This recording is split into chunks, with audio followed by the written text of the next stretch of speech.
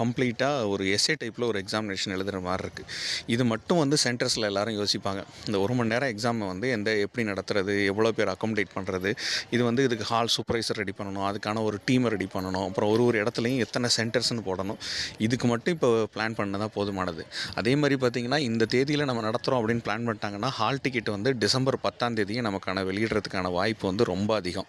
அதனால் எக்ஸாம் படிச்சுக்கிட்டு இருக்கிறவங்க எல்லாருமே பார்த்திங்கன்னா, எக்ஸாம் தேதி தள்ளி வருது அப்படி இப்படின்னு ஏதாவது ஒரு உங்களுக்கு வந்து மறைமுகமாக சொன்னாலும் டிஆர்பி சொல்கிறது தான் ஃபைனல்.